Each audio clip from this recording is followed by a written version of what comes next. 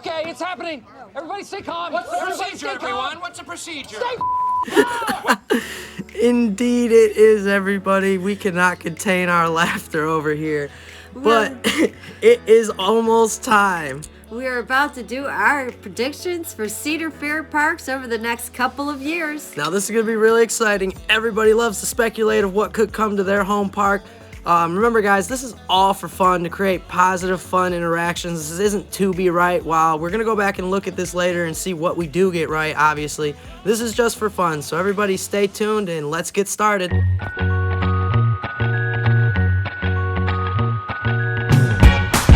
Starting with the smaller parks, Michigan Adventure will likely be sold before they ever see a new roller coaster coming there. That's just my prediction, but now we're going to move on to Valley Fair, and we're hearing people want an invert there, maybe a B&M or a Vekoma, who knows? Yeah, an invert would do wonders there. It's one of the few parks that doesn't have one, but how about we talk about Dorney Park? What do you think is coming to Dorney Park? They don't get much love. Maybe they'll see a relocation from California's Great America, Railblazer.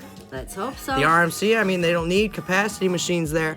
Or there was the rumors before COVID of a shuttle coaster coming there, a wooden shuttle coaster. So Dorney Park will likely get something like that.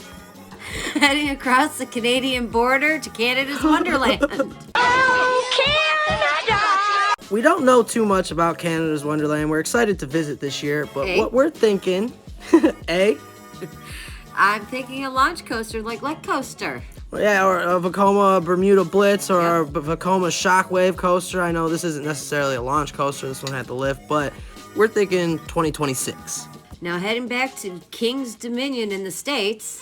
We're going to talk about how I-305 was one of their big investments and ended up being a little bit of a disaster for them. The general public is a little too intense for it, and they wound up having to reprofile the first turn because people were graying out because of how intense the forces were in that area. Here's a before picture, and coming up is an after showing the lifted or the raised banking of the corner. That helped with the gray outs. But it seems recently with the additions of Tumbeely, obviously they got their RMC'd hurler, and now they're doing the King's Dominion Grizzly Restore the Roar. That's their big thing right now. And they have a big empty plot over there with Volcano the Blast coaster. It seems like Cedar Fair is giving them a little bit more love at this point. So we're thinking King's Dominion will end up getting a nice new addition here. So, I believe we are going to be getting a mock spinner. What? A mock extreme spinning coaster. Now, what year do you think we'll be getting this? Because obviously we know the Volcano plot, Volcano the Blast coaster plot. We know King's Dominion needs a new coaster.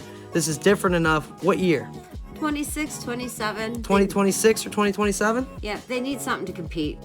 Yeah, with neighboring Busch Gardens, Williamsburg having an elite lineup, they definitely need something soon to compete. So 2026 or 2027, I could see being very realistic for King's Dominion.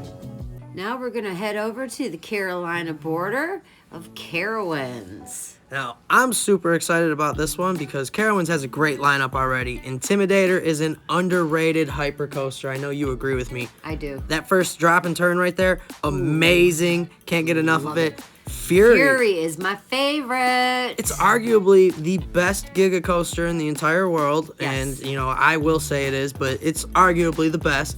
They have a great lineup of unique rides. They got the flying coaster. I know this just reopened up a little bit ago. It was down when we went, unfortunately. Right. But they have a great lineup. B&M invert already, and they have a launch coaster in Copperhead Strike. So it does beg the question, what exactly is needed at this park, and what direction are they going to take it in? Well, it looks like people are talking about a dive coaster. Yeah, a lot of people want either a Gerstlauer or a B&M dive here. I've heard that a lot.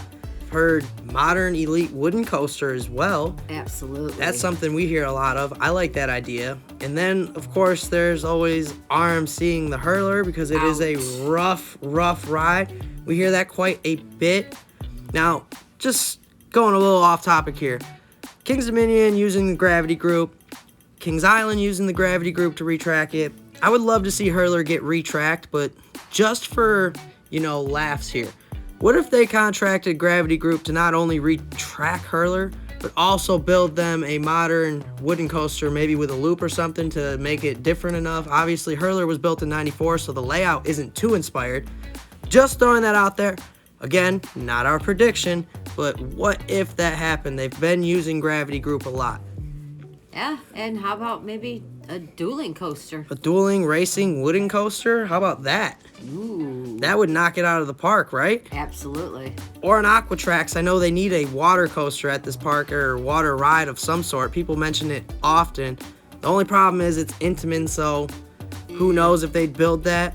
So our prediction is going to be a racing wooden coaster. Yep, I go with that. 2024? Yep.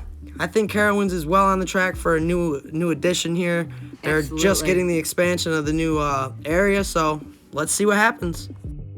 Heading to Mason, Ohio. Kings Island, my favorite park. This is definitely one of my favorite home parks. They have an amazing lineup there.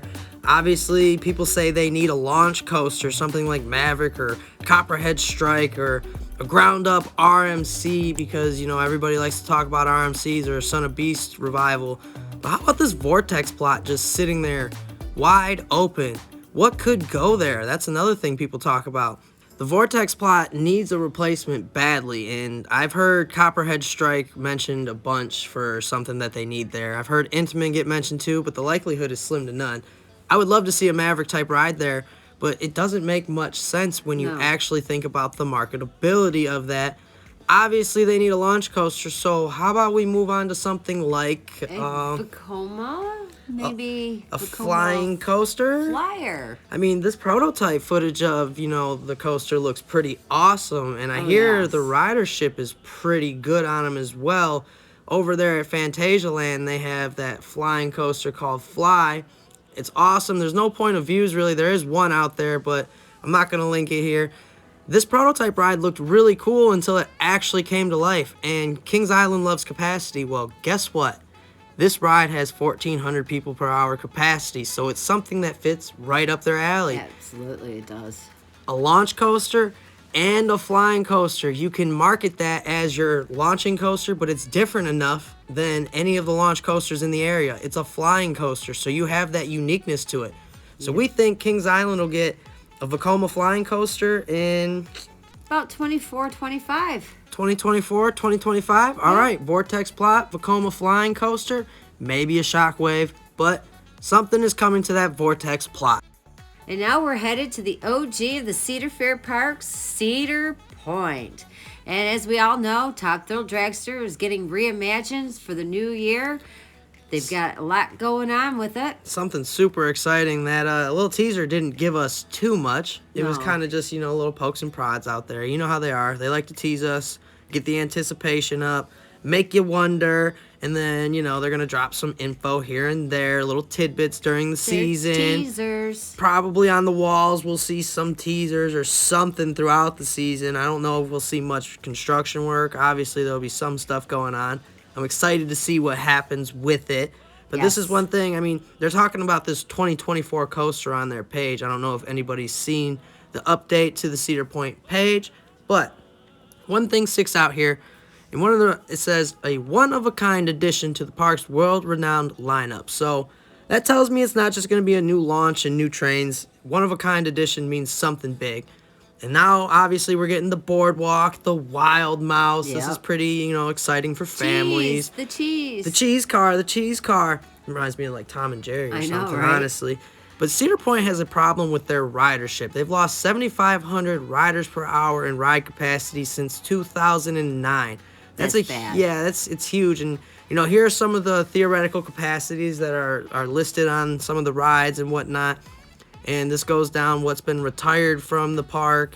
They've added a good amount, like 7,000 or 8,000 riders per hour. I forget what the first one said, but they've lost over 15,000 ridership per hour. So it's really just been an issue there.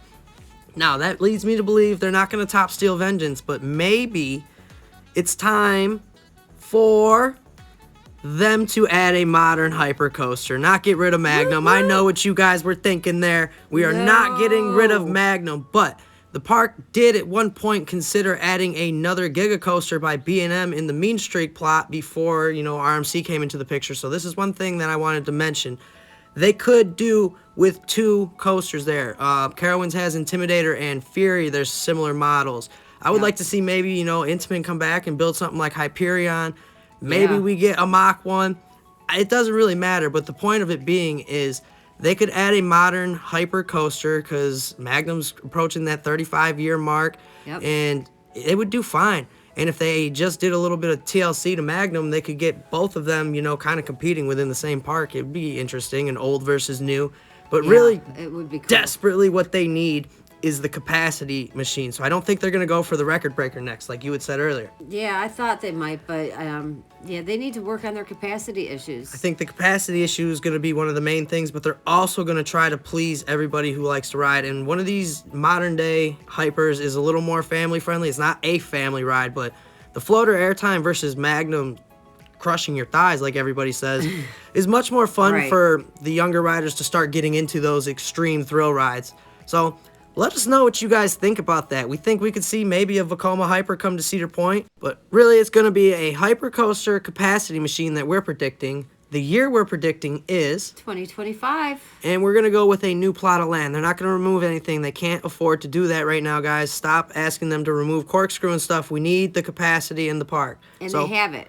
let us know what you guys think down below. Let us know what you would add or what your predictions are. We love the fun conversations. We would love to know what you guys think of ours. You know, don't be mean down in the comments. Remember, this is all fun. We're not Yes. necessarily predicting this, but let us know what you guys think too. What do you Yeah. want to bring to the We're park? interested. Yeah, definitely. Thanks for watching this video. Make sure you guys give it a big old like, so it definitely helps us with the channel. The algorithms. Yeah, and stuff. definitely. Make sure you leave your comments like we said down below, and subscribe if you liked what you saw. Yes. Definitely enjoy talking to you guys, and thanks for ghosting Have coasters. a wonderful evening.